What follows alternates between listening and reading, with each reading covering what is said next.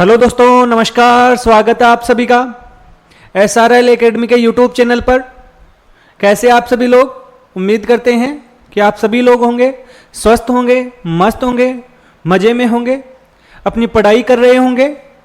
तो दोस्तों, आज का जो हमारा ये वीडियो है, इस वीडियो के अंतर्गत हम जो नीट के पिछले वर्षों के अंतर्गत जो भी प्रश्न इस जनन स्वास्थ्य वाले चैप्टर से संबंधित आए हैं उनके ऊपर बात करने वाले हैं।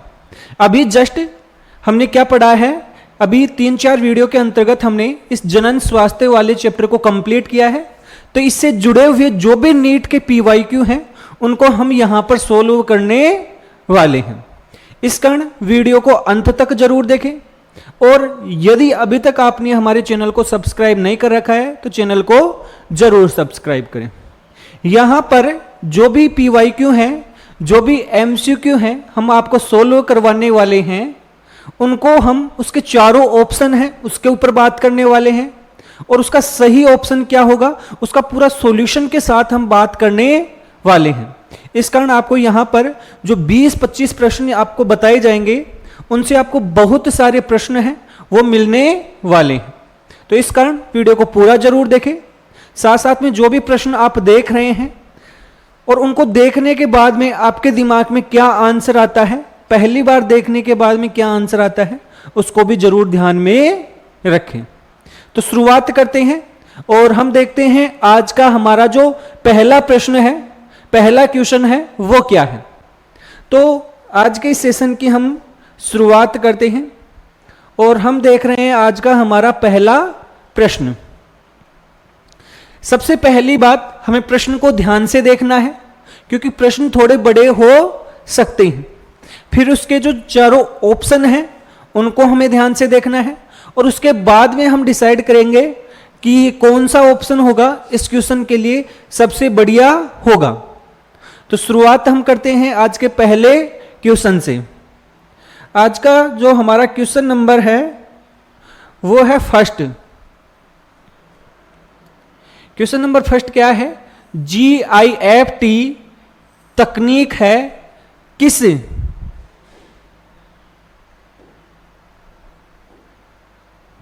GIFT तकनीक है किस स्थिति में उपयोगी है? GIFT तकनीक है ये किस स्थिति के अंतर्गत उपयोगी है, हमें ये देखना है। हमें ये समझना पड़ेगा सबसे पहले ये तकनीक क्या है। हालांकि आपको इनके बारे में सब कुछ बताया गया है, यदि आपने उनको नहीं देखा है तो पिछले वीडियो को जाकर जरूर देखें। वहां पर ये जो भी सारी तकनीकें हैं, जो भी सहायक जनन तकनीकें हैं, उनके बारे में बताया गया है।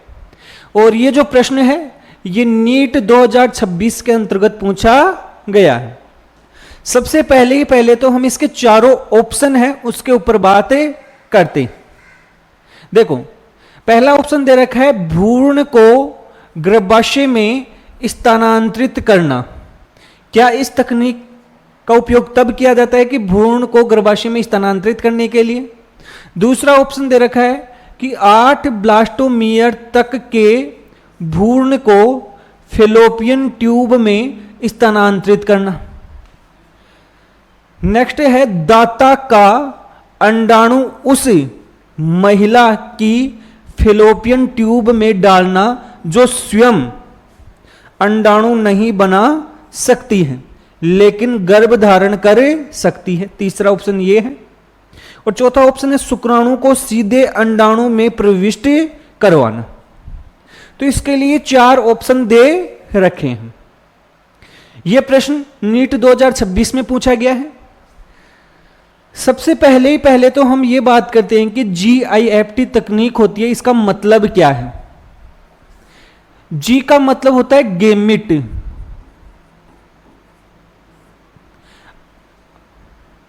I का मतलब होता है इंट्रा, F का मतलब होता है फैलोपियन,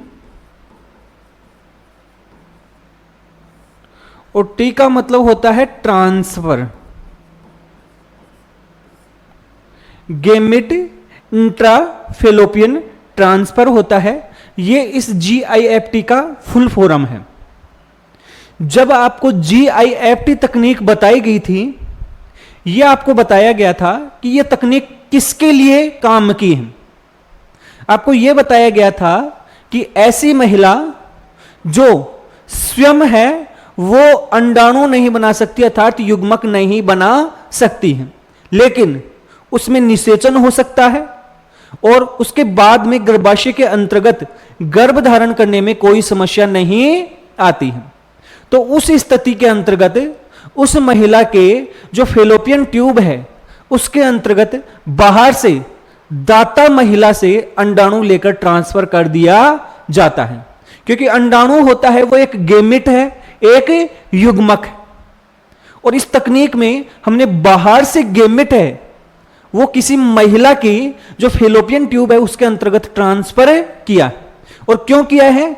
क्योंकि उस महिला के अंतर्गत अंडाणु है वो नहीं बनते हैं, या बनते भी होंगे तो उनकी क्वालिटी बढ़िया नहीं है।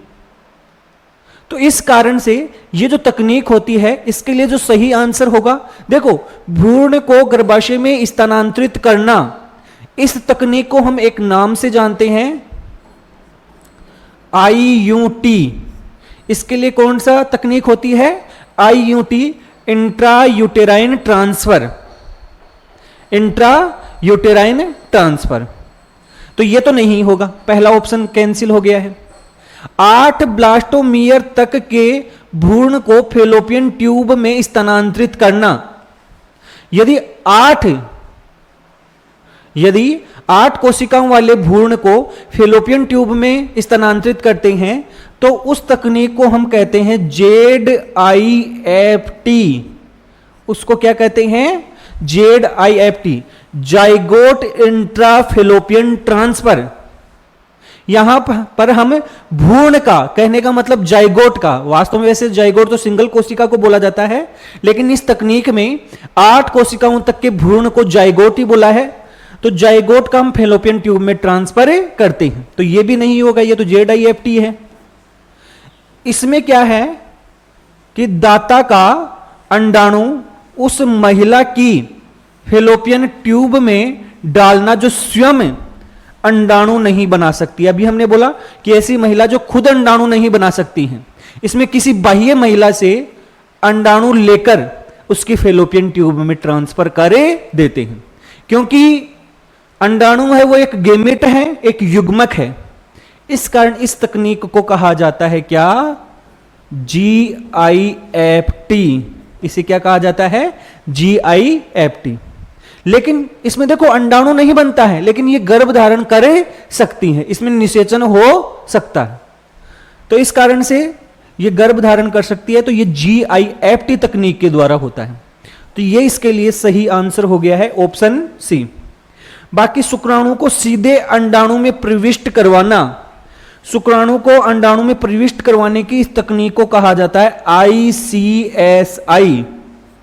इसे क्या कहा जाता है? ICSI, जिसके अंतर्गत शुक्राणु को सीधे अंडाणु के अंतर्गत इंजेक्शन की सहायता से डाला जाता है। तो यह भी गलत हो गया। तो कहने का मतलब GIFT तकनीक है, यह तकनीक किससे संबंधित है? ऑप्शन सी होगा, वो इसके लिए सही आंसर होगा। अब यदि आपने ध्यान से देखा हो तो ये क्वेश्चन देखने में एक लग रहा है, आपको यह लग रहा होगा कि हमने एक क्वेश्चन सोल्व किया है, लेकिन वास्तव में आपने 4 ऑप्शन है, उन चारों ऑप्शनों से एक एक प्रश्न समझ लिया है। क्वेश्चन तो हमने एक सोल्व किया है, लेकिन देखो हमने यहां पर समझा कि भ्रूण को गर्भाशय में स्थानांतरित करना IUT कहलाता है।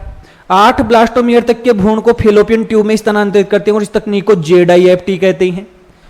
दाता का अंडाणु में उस महिला में इसको GIFT कहते हैं, और शुक्राणु को सीधे अंडाणु में प्रविष्ट करवाने को ICSI कहते हैं। तो चारों ऑप्शन हमें समझ में आ गए। तो यह था हमारा प्रश्न संख्या फर्स्ट, पहला नंबर का प्रश्न था। आपको यह प्रश्न कैसा लगा है कमेंट करके जरूर बताइए। इसके बाद में हम क्वेश्चन नंबर सेकंड है उसको देखने वाले हैं। क्वेश्चन नंबर सेकंड है उसको हम देखने वाले हैं। देखो भाई, क्वेश्चन नंबर सेकंड है वो क्या है लिस्ट फर्स्ट तथा लिस्ट सेकंड का सही मिलान कीजिए। लिस्ट फर्स्ट का मतलब एक लिस्ट फर्स्ट दे रखी है और एक लिस्ट सेकंड दे रखी है। यह प्रश्न नीट 2026 के अंतर्गत पूछा गया। लिस्ट फर्स्ट यहां पर दे रखी है और लिस्ट सेकंड यहां पर दे रखी है। यदि मैं लिस्ट फर्स्ट को ध्यान से देखूं तो देखने पर मेरे को पता चल रहा है कि इसके अंतर्गत ए है वो है प्रोजेस्टार्ट, बी है वो है मल्टीलोड 375, सी है वो है डायफ्राम और डी है वो है सहेली। इसका मतलब ये देखने पर मेरे को ये अनुभव हो रहा है, आपको भी अनुभव हो रहा होगा यदि आपने पढ़ा है, कि ये सारे के सारे क्या हैं, गर्भ निरोधक हैं, कॉन्ट्रासेप्टिव हैं। कहने का मतलब लिस्ट फर्स्ट में क्या दे रखे हैं, गर्भ निरोधक। क्या दे रखे हैं भाई, गर्भ निरोधक कॉन्ट्रासेप्टिव दे रखे हैं। और लिस्ट सेकंड है, ये बता रहा है barrier made of rubber used by females. कहने का मतलब जो कॉन्ट्रासेप्टिव हैं वो क्या क्या काम करते हैं या उनकी क्या विशेषताएं हैं उनको बता रहा है। तो ये दो लिस्ट दे रखी हैं और इन दोनों लिस्टों को देखकर हमें इसके ऑप्शन है, सही ऑप्शन उसका चुनाव करना है। तो देखो भाई, सबसे पहले दे रखा है पहला प्रोजेस्टासर्ट। और प्रोजेस्टासर्ट है ये एक प्रकार का आईयूडी है। ये क्या होता है, आईयूडी। आईयूडी आप समझते ही होंगे, इंट्रायूटेराइन डिवाइस होता है। और ये इंट्रायूटेराइन डिवाइस है, एक विशेष प्रकार का इंट्रायूटेराइन डिवाइस है जो कि क्या रिलीज करता है, हार्मोन रिलीज करता है।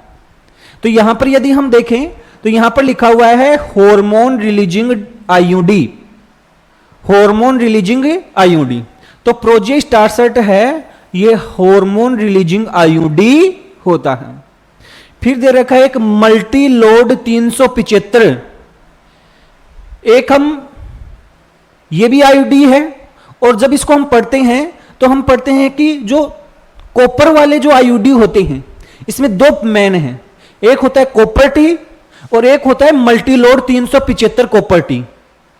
तो यहां पर जो मल्टी लोड 375 है ये भी एक आईयूडी है और जो कॉपर रिलीज करता है, क्या रिलीज करता है, कॉपर। तो ये आ जाएगा आपका कॉपर रिलीजिंग आईयूडी। फिर है डायफ्राम। डायफ्राम भी एक प्रकार का क्या होता है, कॉन्ट्रासेप्टिव होता है। और डायफ्राम जब हम देखते हैं तो ये क्या होता है कि एक तरीके से शुक्राणु को गर्भाशय में अंदर प्रवेश करने से रोकता है। तो एक प्रकार का बैरियर मेथड के अंतर्गत ये आता है। किसके अंतर्गत आता है, बैरियर मेथड में। तो यहां पर बैरियर वाला ऑप्शन दे रखा है कि बैरियर मेड ऑफ रबर, एक ऐसा बैरियर है जो रबर का बना हुआ होता है, यूज्ड बाय फीमेल्स, महिलाओं के द्वारा काम में लिया जाता है। तो ऑब्वियसली बात है डायफ्राम यही होता है। तो डायफ्राम हो जाएगा आपका फर्स्ट के साथ। और एक होता है सहेली। आपको पता होगा सहेली नाम की एक गोली आती है, एक पिल्स आती है जो सप्ताह में एक बार ली जाती है। गैर स्टेरॉइड गोली है जो लखनऊ के CDRI इंस्टीट्यूट के द्वारा बनाई गई है। कहने का मतलब सेंट्रल ड्रग रिसर्च इंस्टीट्यूट के द्वारा बनाई गई है। ये सारी बातें आपको पता होंगी।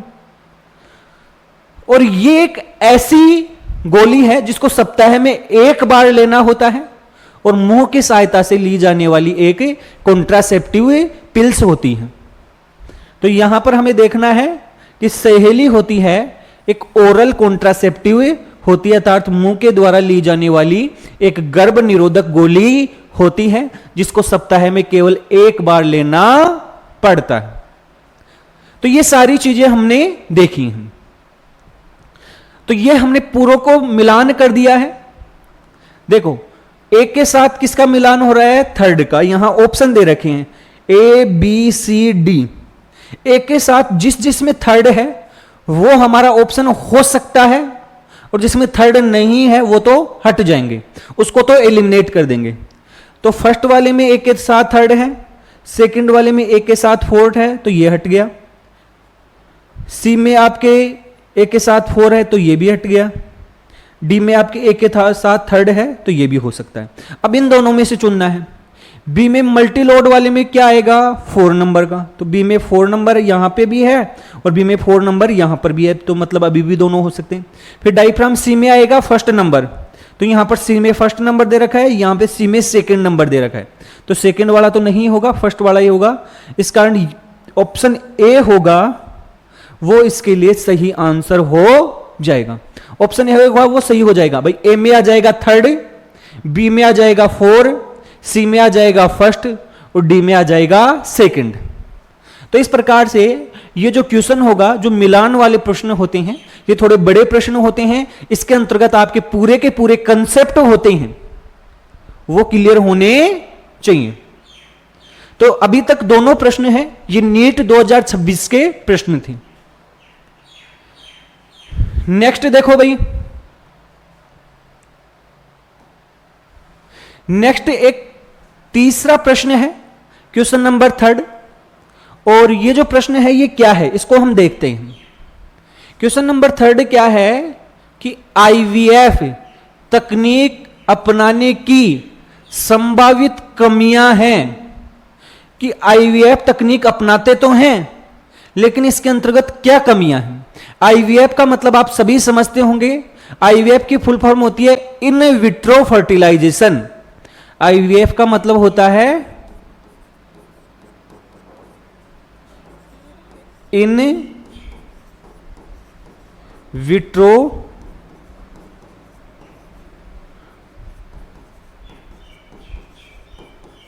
फर्टिलाइजेशन।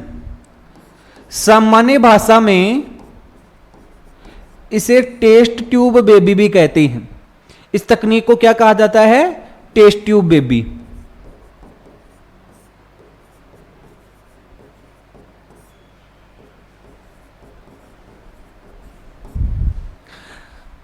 ये जो तकनीक होती है, इस तकनीक में क्या किया जाता है कि ऐसे दंपति कि जिनमें गर्भधारण में समस्या आ रही होती है किसी भी कारण से, या तो कोई ऐसा कारण हो सकता है कि उनमें जो अंडाणु है और शुक्राणु है वो नहीं बन पा रहे हैं, या फिर ऐसा कारण है कि फर्टिलाइजेशन नहीं हो पा रहा है, तो इस स्थिति के अंतर्गत प्रयोगशाला के अंतर्गत क्या किया जाता है, निषेचन करवाया जाता है। उससे जो भ्रूण बनता है उसको उस माता के गर्भाशय के अंतर्गत क्या कर दिया जाता है, स्थापित कर दिया जाता है। यह हमने पूरा डिटेल में देखा था। अब हमें यहां पर इस आईवीएफ तकनीक के बारे में कुछ बातें दे रखी हैं, कुछ फैक्ट्स दे रखे हैं, और उन फैक्ट्स को हमें पढ़ना है सबसे पहले तो, और फिर हमें समझना है कि आईवीएफ में इनमें से कौन कौन सी कमी हो सकती है। देखो यहां पर पहले नंबर का फैक्ट दे रखा है, वो क्या दे रखा है कि आईवीएफ तकनीक है मां के लिए अधिक मृत्यु जोखिम रखती है। क्या आईवीएफ तकनीक से मां के लिए अधिक जोखिम हो सकता है, पहला ऑप्शन, तो ऑप्शन नहीं, वास्तव में एक फैक्ट दे रखा है। दूसरा फैक्ट दे रखा है कि आईवीएफ होती है, इसके उपकरण होते हैं वो महंगे होते हैं, रिएजेंट्स होते हैं वो महंगे होते हैं। तीसरी, पति पत्नी का दाता होना आवश्यक है। कहने का मतलब कि क्या खुद के जो अंडाणु और शुक्राणु है उनसे यहां पर कुछ नहीं हो सकता, क्या केवल दाता अर्थात डोनर है उसी से यहां पर बच्चे बनते हैं, एक ऐसा फैक्ट दे रखा है। अनाथ बच्चों को गोद लेने की प्रवृत्ति में कमी होती है, यह भी दे रखा है। ई है वो क्या दे रखा है, भारत में उपलब्ध नहीं है, यह भी दे रखा है। प्रारंभिक भ्रूण के जीवित न रहने की संभावना रहती है, ये भी है। तो ये A B C D E F ये टोटल 6 फैक्ट दे रखे हैं, और इन 6 फैक्ट्स में से हमें ऐसे फैक्ट्स को चुनना है जो कि आईवीएफ की वास्तव में क्या है, कमियां हैं। देखो पहली बात करता हूं मैं, मां के लिए अधिक मृत्यु जोखिम। यह बोल रहा है कि आईवीएफ तकनीक होती है तो उससे जो माता होती है उसके लिए मृत्यु का अधिक जोखिम रहता है उसके अंतर्गत। अभी तक कोई ऐसी स्टडी नहीं है, अभी तक ऐसा कोई तथ्य नहीं है जो यह बताता हो कि आईवीएफ होती है वो तकनीक माता के लिए जोखिम वाली होती या सामान्य से अधिक जोखिम वाली होती है। तो ये तो गलत है। इसके उपकरण हैं वो महंगे उपकरण होते हैं और अभिकर्मक होते हैं। ये तो बिल्कुल बात सही है कि ये जो आईवीएफ तकनीक है ये एक महंगी विधि है, सभी लोग इसको अफोर्ड नहीं कर सकते हैं। तो ये बिल्कुल सही बात है। पति पत्नी का ही दाता होना आवश्यक है। देखो यहां पर यदि पति पत्नी है उनसे शुक्राणु और अंडाणु है यदि बन रहे हैं तो उनसे भी ले सकते हैं शुक्राणु और अंडाणु, या फिर अगर नहीं भी बनते हैं तो डोनर एग को भी लिया जा सकता है, डोनर स्पर्म को भी लिया जा सकता है। तो कहने का मतलब पति पत्नी का दाता होना आवश्यक नहीं है, यह भी गलत है। अनाथ बच्चों को गोद लेने की प्रवृत्ति में कमी होती है, यह जरूर हो सकता है। लोग होते हैं आईवीएफ के द्वारा, भाई ऐसे दंपति जिनको बच्चे नहीं हो रही है, गर्भधारण की में समस्या हो रही है, तो जब वो आईवीएफ की तरफ जाते हैं और उस आईवीएफ से उनको बच्चे होते हैं तो फिर भाई कोई बच्चा गोद क्यों लेगा। तो अनाथ बच्चों को गोद लेने की प्रवृत्ति में कमी जरूर आती है इस तकनीक से, ये भी बात सही है। भारत में उपलब्ध नहीं है, ऐसा थोड़ी है कि आईवीएफ तकनीक है वो भारत में उपलब्ध नहीं है, भाई बहुत पहले से भारत में उपलब्ध है, तो ये तो गलत बात है। प्रारंभिक भ्रूण के जीवित न रहने की संभावना होती है, ये बिल्कुल सही बात है। हम कई बार सुनते हैं कि आईवीएफ तकनीक होती है उसके द्वारा बच्चे उत्पन्न किए जा सकते हैं। लोगों को यह लगता है कि आईवीएफ तकनीक है एक चमत्कारी तकनीक है और यदि आईवीएफ को चुन लिया है तो बच्चे होंगे ही होंगे। ऐसा बिल्कुल भी नहीं है। आईवीएफ जो तकनीक होती है उसके अंतर्गत भी फेल होने की जो संभावनाएं होती हैं, असफल होने की जो संभावनाएं होती हैं वो बहुत अधिक होती हैं, क्योंकि जो भ्रूण बनता है जब उसको ट्रांसफर किया जाता है तो उस स्थिति के अंतर्गत जो फेल होने की संभावनाएं होती हैं वो अधिक होती हैं। तो प्रारंभिक भ्रूण के जीवित न रहने की संभावनाएं होती हैं वो पाई जाती हैं, बिल्कुल सही बात है। तो यहां पर देखो ऑप्शन बी है वो सही है, ऑप्शन डी है वो सही है और एफ है वो सही है। मतलब बी डी एफ ये तीनों क्या हैं, कमियां हैं किसकी, आईवीएफ तकनीक की।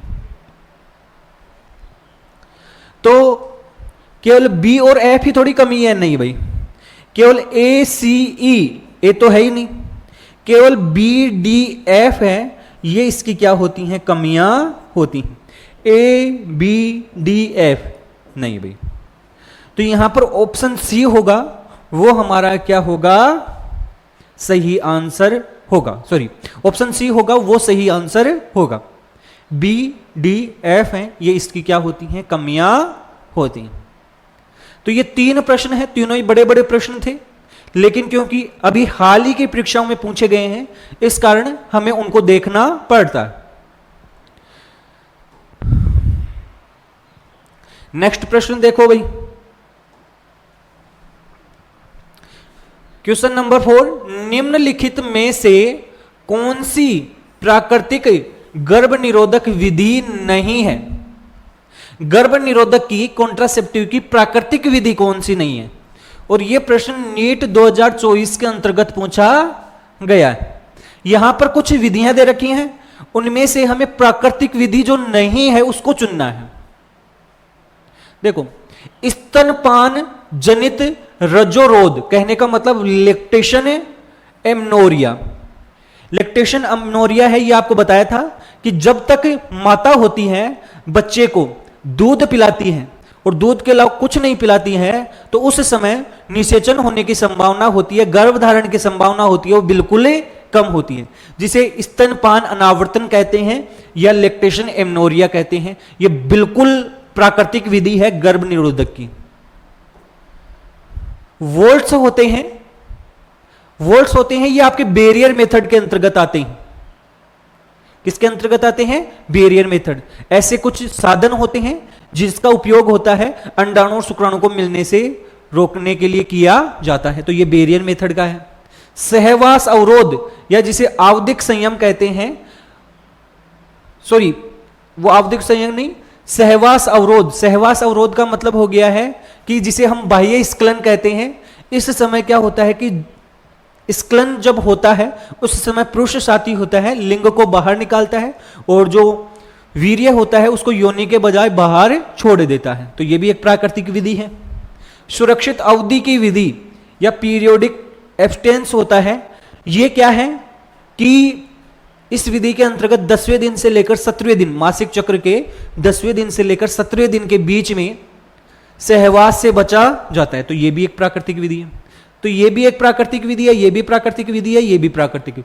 यह पूछ रहा है निम्न में से कौन सी प्राकृतिक गर्भ निरोधक विधि नहीं है? कौन सी विधि प्राकृतिक नहीं है? 3 विधियां तो हमने प्राकृतिक देख ली। ये जो बी है ये एक बैरियर मेथड होता है और बैरियर मेथड प्राकृतिक विधि नहीं होती है, तो ऑप्शन बी होगा, ये इस क्वेश्चन के लिए सही आंसर हो जाएगा। ये 4 क्वेश्चन हैं जो हमने यहां पर देखे हैं। नेक्स्ट देखो भाई, क्वेश्चन नंबर 5। क्वेश्चन को हमें ध्यान से पढ़ना है। निम्नलिखित में से कौन सा यौन संचारित रोग, कहने का मतलब एसटीडी, सेक्सुअल ट्रांसमिटेड डिजीज, प्रारंभिक अवस्था में पूर्णतः उपचार योग्य होता है? यहां पर 4 यौन संचारित रोगों के नाम दे रखे हैं और इन 4 यौन संचारित रोगों में से हमें ऐसे रोग को पहचानना है कि यदि उसका प्रारंभिक अवस्था में पता लग जाए तो उसका पूर्ण रूप से इलाज करवाया जा सकता है। यह नीट 2023 के अंतर्गत पूछा गया प्रश्न।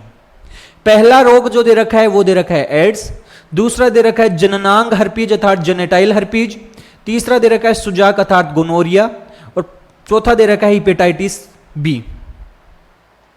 सबसे पहले ध्यान रखना है कि 3 रोग,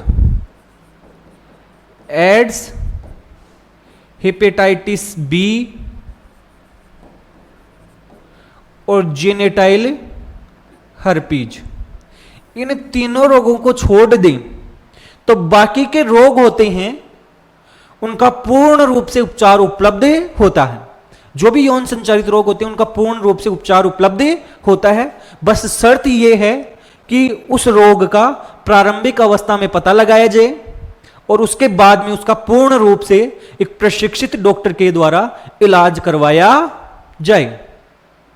तो यह बोल रहा है कि कौन सा यौन संचारित रोग प्रारंभिक अवस्था में पूर्णतः उपचार योग्य है? देखो यह तो नहीं है, जननांग हर्पीज भी नहीं है और हेपेटाइटिस बी भी नहीं है, पूर्ण रूप से नहीं है। हालांकि इनकी दवाएं उपलब्ध हैं, इनको कंट्रोल रखा जाता है, नियंत्रण में रखा जाता है, लेकिन पूर्ण उपचार वाला है। सुजाक या गोनोरिया है, सुजाक या जिसे हम कहते हैं गोनोरिया, यदि इस रोग का प्रारंभिक अवस्था में पता लगा लिया जाए, इस रोग का प्रारंभिक अवस्था में पता लगा लिया जाए तो क्या किया जा सकता है? इसको ठीक किया जा सकता है, इसका पूर्ण रूप से उपचार किया जा सकता है। ऑप्शन सी है, ये इसके लिए सही आंसर हो गया। यह हमारा क्वेश्चन नंबर 5। भाई क्वेश्चन जो भी एग्जाम में आ रखे हैं वो एकदम आपको सही तरीके से बिल्कुल आसान भाषा के अंतर्गत समझ में आ रहे होंगे। अब हम देख रहे हैं क्वेश्चन नंबर 6। देखो क्या है क्वेश्चन नंबर 6 है, इसके अंतर्गत एक कथन दे रखा है, एक कारण दे रखा है और ऐसे प्रश्न भी पूछे ही जाते हैं। आजकल के परीक्षाओं में ऐसे प्रश्नों की भरमार होती है। ये कथन बोल रहा है कि एमनियोसेंटेंसिस, एक तकनीक का नाम है एमनियोसेंटेंसिस, प्रजनन एवं शिशु स्वास्थ्य कार्यक्रम, कहने का मतलब आरसीएच की एक रणनीति है। इसकी क्या है? एक रणनीति। और कारण दे रखा है एमनियोसेंटेंसिस पर प्रतिबंध लगाने से कन्या भ्रूण हत्या में कमी आती है। सबसे पहले हमें देखना है कि एमनियोसेंटेंसिस एक ऐसी तकनीक होती है जिसमें हम क्या करते हैं कि जो गर्भ में बच्चा पल रहा होता है उसके चारों तरफ जो एमनियोटिक फ्लूइड होता है उसका परीक्षण करते हैं। परीक्षण करके मुख्य रूप से आनुवांशिक रोगों का क्या करते हैं, उसको पता लगाते हैं। तो ये प्रजनन एवं शिशु स्वास्थ्य कार्यक्रम की एक रणनीति है। बिल्कुल सही बात है। एमनियोसेंटेंसिस पर प्रतिबंध लगाने से कन्या भ्रूण हत्या में कमी आती है। इसको ऊपर प्रतिबंध लगाया गया, ऐसा नहीं है कि कोई भी कैसे भी इसको करवा सकता है, क्योंकि एमनियोसेंटेंसिस के द्वारा बच्चे के लिंग का पता लगाया जा सकता है, और यदि लिंग का पता लगाया जा सकता है तो फिर जो कन्या भ्रूण होता है उसकी हत्या करवाई जा सकती है। और क्योंकि भारत में भ्रूण हत्या होती है, भ्रूण के लिंग का पता लगाना होता है, यह कानूनी रूप से अपराध होता है। इस कारण से एमनियोसेंटेंसिस है उसका उपयोग लिंग निर्धारण के लिए क्या होता है, प्रतिबंधित होता है। और क्योंकि यह प्रतिबंधित है जिसके कारण से लिंग का निर्धारण नहीं किया जा सकता है, और लिंग का निर्धारण नहीं किया जा सकता, इसके कारण से कन्या भ्रूण हत्या में क्या आती है, कमी आती है। तो प्रतिबंध के कारण कन्या भ्रूण हत्या में कमी आती है। तो यह भी सही है और यह भी सही है। अभिकथन और कारण दोनों सही हैं। कारण अभिकथन की सही व्याख्या है, पहला ऑप्शन। अभिकथन और कारण दोनों सही हैं, परंतु कारण है अभिकथन की सही व्याख्या नहीं है। अभिकथन सही है परंतु कारण गलत है, ये तो हट जाएगा। अभिकथन गलत है, ये भी हट जाएगा।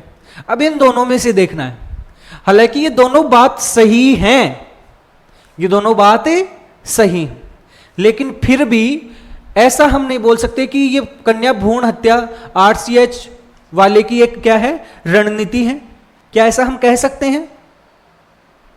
क्या हमारे आरसीएच के अंतर्गत ये कन्या भ्रूण हत्या वाला जो भी मसला है, जो भी पहलू है, उसको शामिल किया जाता है? तो हमें मातृ और शिशु मृत्यु दर दोनों को ही कंट्रोल रखना होता है। तो वास्तव में दोनों एक दूसरे से रिलेटेड हैं। तो इस कारण यहां पर अभिकथन और कारण दोनों सही हैं, और अभिकथन सही व्याख्या है। ऑप्शन ए होगा, ये इसके लिए क्या हो जाएगा, सही आंसर हो जाएगा। यह हमारा क्वेश्चन नंबर 6। नेक्स्ट देखो भाई, क्वेश्चन नंबर 7। क्वेश्चन नंबर 7 क्या है? निम्नलिखित में से कौन सा रोग यौन संचारित रोग नहीं है? ध्यान से सुनना, एसटीडी नहीं। सिंपल सी चीज है, नीट 2022 में पूछा हुआ प्रश्न है।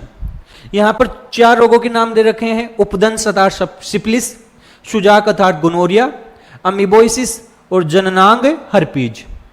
इन चारों रोगों में से 3 रोग हैं वो तो आपके क्या हैं, एसटीडी होते हैं, अर्थात जो यौन क्रिया के द्वारा फैलते हैं।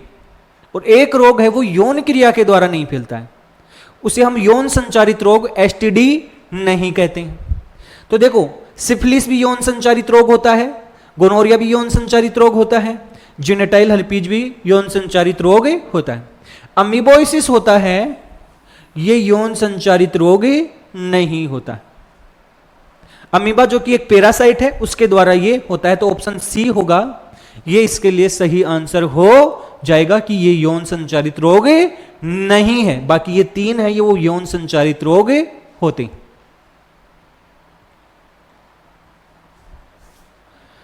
क्वेश्चन नंबर 8, कॉपर टी का मुख्य गर्भ निरोधक प्रभाव क्या है? कि कॉपर टी होता है, ये गर्भ निरोधक अर्थात कॉन्ट्रासेप्टिव के रूप में काम में आता है। ये एक प्रकार की आईयूडी होती है। क्या होती है? आईयूडी अर्थात इंट्रा यूटेराइन डिवाइस। अब ये बोल रहा है कि ये कैसे गर्भ निरोधक होता है, कहने का मतलब गर्भ धारण को कैसे रोकता है। तो ध्यान से सुनना, इनसे क्या रिलीज होता है? कॉपर रिलीज होता है। कौन सा आयन रिलीज होता है? Copper ion. और ये कॉपर आयन होता है, ये शुक्राणु की गतिशीलता में कमी लाता है, उसको नष्ट करता है, अर्थात फेगोसाइटोसिस को बढ़ा देता है। और क्योंकि शुक्राणु होता है ये कम क्रियाशील हो जाता है या निष्क्रिय हो जाता है, और जिसके कारण से निषेचन नहीं हो पाता है और गर्भधारण से बचा जाता है। तो देखो ये अंडोत्सर्जन को रोकता है नहीं भाई, शुक्राणुओं की गतिशीलता में कमी लाता है, सही बात है, निषेचन की क्षमता को कम करता है, ये भी सही बात है। तो ये ऑप्शन बी है इसके लिए सही आंसर। बाकी पीत पिंडकीय हार्मोन अर्थात एलएच हार्मोन के स्राव को रोकता है नहीं। गर्भाशय की अंतः स्तर अर्थात एंडोमेट्रियम को मोटा करता है नहीं। ये तीनों ऑप्शन ए, सी और डी हैं, ये गलत हैं। ऑप्शन बी है कि ये शुक्राणु की गतिशीलता में कमी करता है, निषेचन की क्षमता में क्या करता है, कमी करता है। तो ऑप्शन बी है ये इसके लिए सही आंसर हो गया। नेक्स्ट है हमारा क्वेश्चन नंबर 9।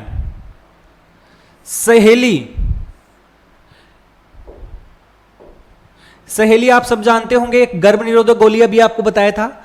सहेली गर्भ निरोधक गोली के बारे में सही कथन कौन सा है? नीट 2020 का एक प्रश्न है। 4 ऑप्शन दे रखे हैं। यह प्रतिदिन ली जाती है, यह एक हार्मोन गर्भ निरोधक गोली है, यह एक गैर स्टेरॉयडल मौखिक गर्भ निरोधक है, इसे केवल पुरुषों के द्वारा उपयोग किया जाता है। ये 4 ऑप्शन है और इन चारों ऑप्शनों में से हमें सही ऑप्शन को पहचानना है। प्रतिदिन नहीं ली जाती है, साप्ताहिक रूप से ली जाती है, तो यह तो गलत हो गया। ये एक हार्मोनल गर्भ निरोधक गोली होती है, नहीं भाई, हार्मोनल नहीं है, गैर स्टेरॉयडल है। यह गैर स्टेरॉयडल मौखिक अर्थात मुंह के द्वारा ली जाने वाली एक गर्भ निरोधक गोली है जो सप्ताह में 1 बार ली जाती है, बिल्कुल सही बात है। केवल पुरुषों के द्वारा नहीं भाई, महिलाओं के द्वारा उपयोग में ली जाती। तो इसके बारे में सही क्या है कि यह गैर स्टेरॉयड है और मौखिक अर्थात ओरल पिल्स के रूप में काम में आती।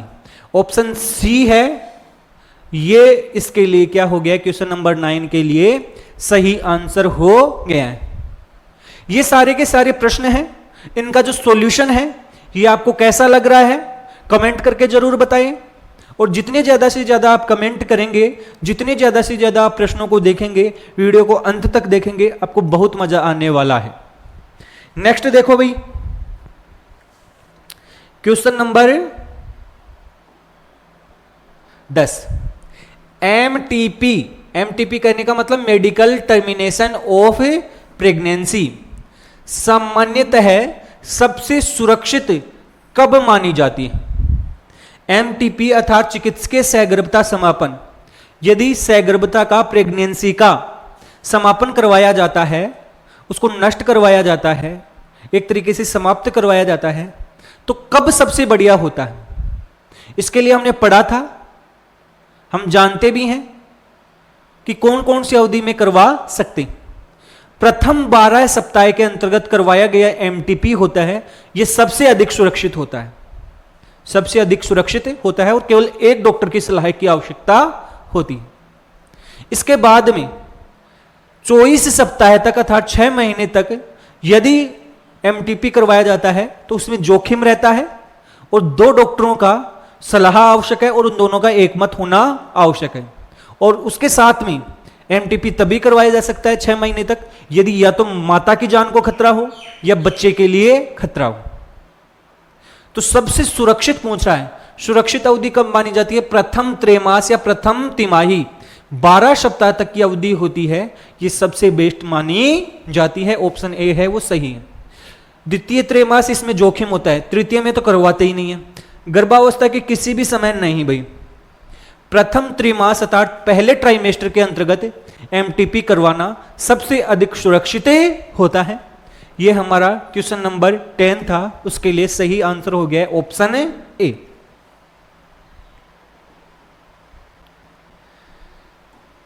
नेक्स्ट देखो भाई,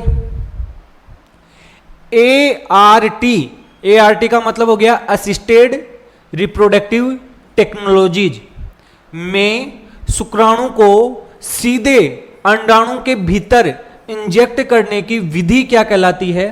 और यदि यदि याद हो तो अभी पहले प्रश्न के अंतर्गत ही हमने इसको पढ़ा था।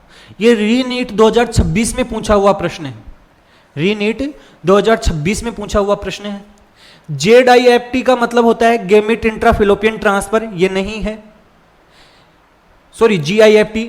JIFT का मतलब होता है जाइगोट इंट्राफिलोपियन ट्रांसफर, ये भी नहीं है।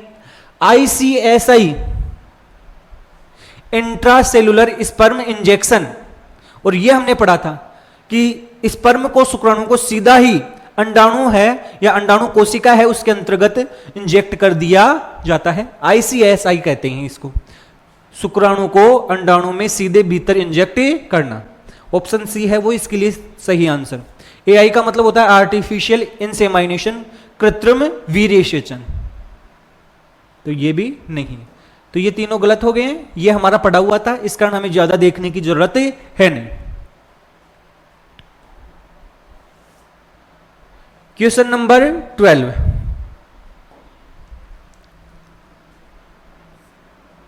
निम्न में से कौन सा गर्भ निरोधक हार्मोन छोड़ने वाला IUD है?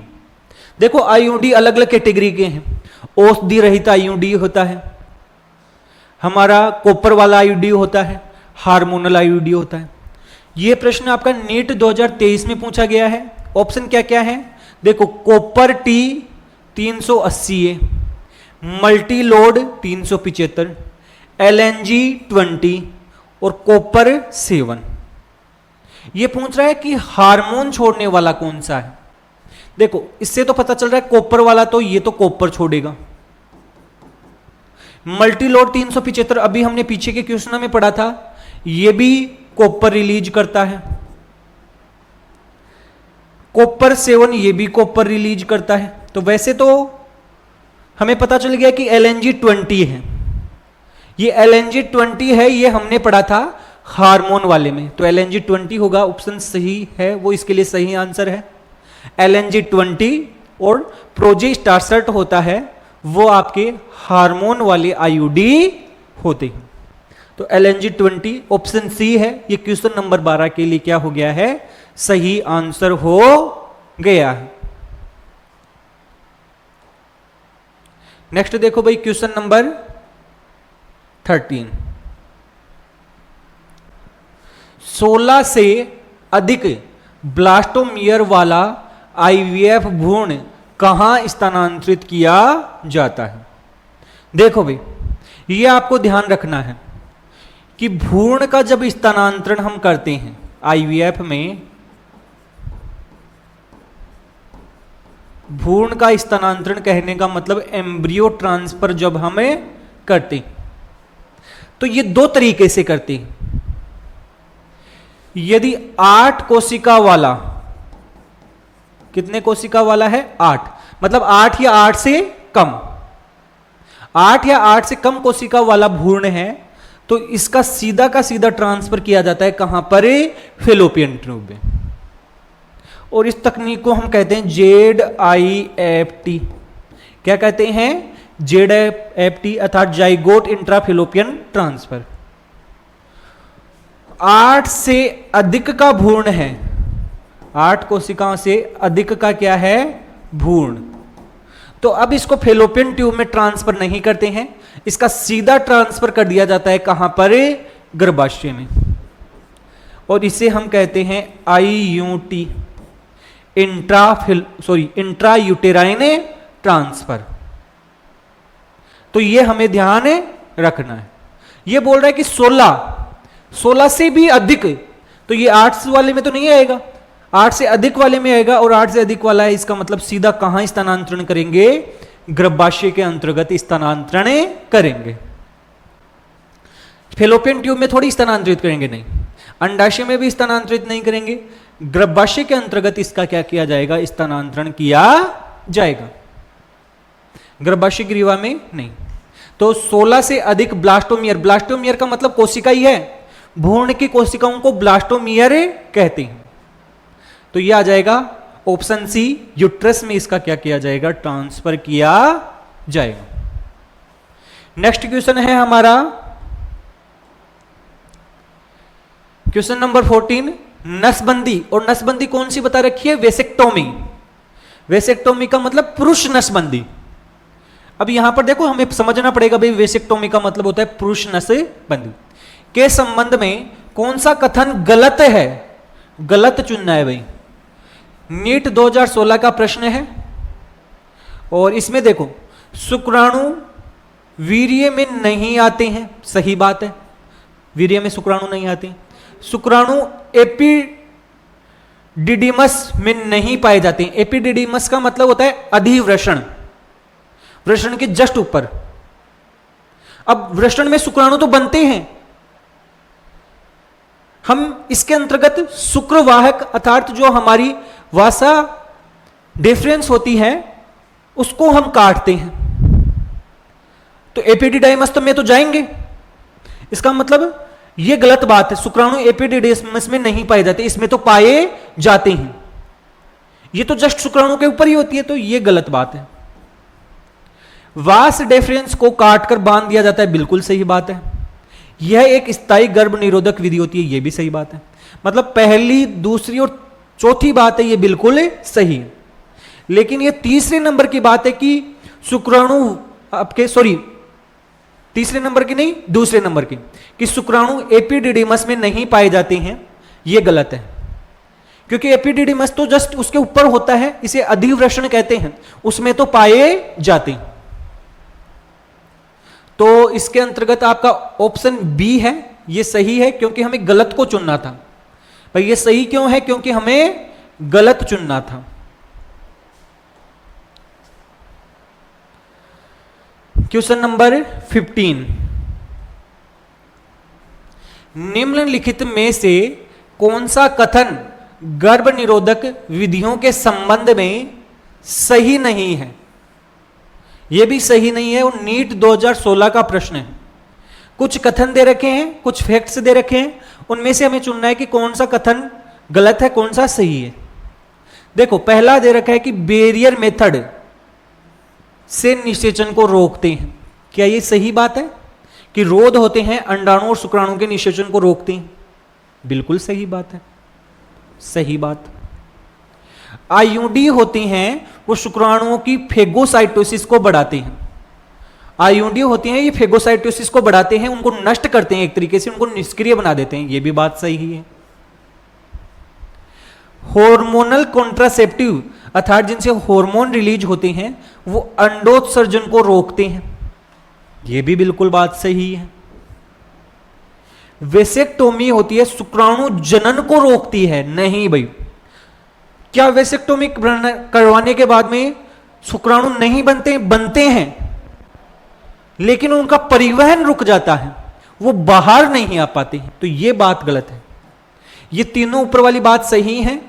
निषेचन को रोकता है बेरियर मेथड, आईयूडी होता है शुक्राणु के फेगोसाइटोसिस को बढ़ाता है, हार्मोनल कंट्रासेप्टिव होते हैं अंडोत्सर्जन को रोक देते हैं, लेकिन वेसेक्टोमी होती है ये शुक्राणु जनन को रोक देती है, ये बिल्कुल गलत बात है। शुक्राणु जनन होता रहता। तो ऑप्शन डी है ये इस क्वेश्चन के लिए सही आंसर हो गया। नेक्स्ट क्वेश्चन देखो भाई, क्वेश्चन नंबर 16, एमनियोसेंटेंसिस का मूल उद्देश्य क्या था? एआईपीएमटी 2012 में पूछा हुआ प्रश्न है कि एमनियोसेंटेंसिस क्यों करवाना चाहते हैं। क्या एमनियोसेंटेंसिस का उद्देश्य लिंग निर्धारण है? बिल्कुल नहीं है, यह तो प्रतिबंधित है। एमनियोसेंटेंसिस हम करवाते हैं क्योंकि उस गर्भस्थ शिशु में जो आनुवांशिक विकार हैं उसका पता लगाया जा सके। तो भ्रूण का लिंग निर्धारण करना इसका उद्देश्य नहीं है, भ्रूण में आनुवांशिक विकारों का पता लगाना यह बिल्कुल सही बात है, ऑप्शन बी है वो सही है। गर्भपात करवाना यह भी नहीं है, भ्रूण का वजन मापना यह भी नहीं। तो यह था हमारा क्वेश्चन नंबर 16 और इसके बाद में हम देख रहे हैं क्वेश्चन नंबर 17। यदि किसी महिला में अंडाणु तो बनते हैं, सही बात है, अंडाणु बन रहे हैं, कोई प्रॉब्लम नहीं है, लेकिन फेलोपियन ट्यूब में निषेचन संभव नहीं है, अर्थात समस्या निषेचन की है, अंडाणु बन रहा है, तो सबसे उपयुक्त ART तकनीक कौन सी है? अंडाणु बन रहा है, समस्या निषेचन की है, तो तकनीक कौन सी हो सकती है? उस महिला से अंडाणु निकालो, IVF की सहायता से उसका फर्टिलाइजेशन करवा लो। कहां पर है? प्रयोगशाला में।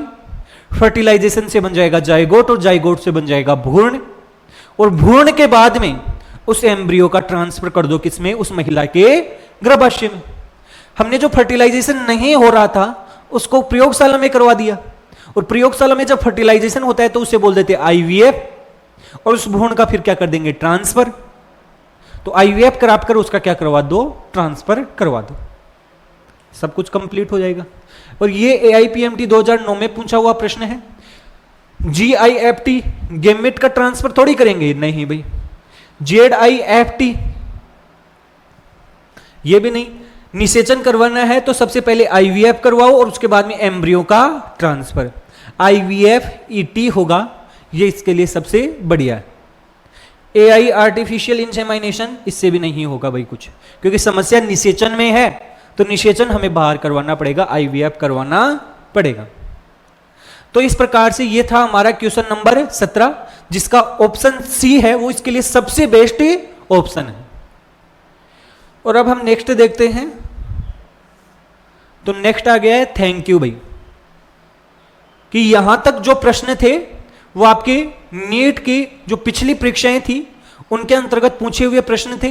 हालांकि और भी प्रश्न हैं, लेकिन वो प्रश्न रिपीट हो रहे हैं, या उनके जो ऑप्शन है लगभग मेल खाते हैं यहां पर जो क्वेश्चन हमने देखे।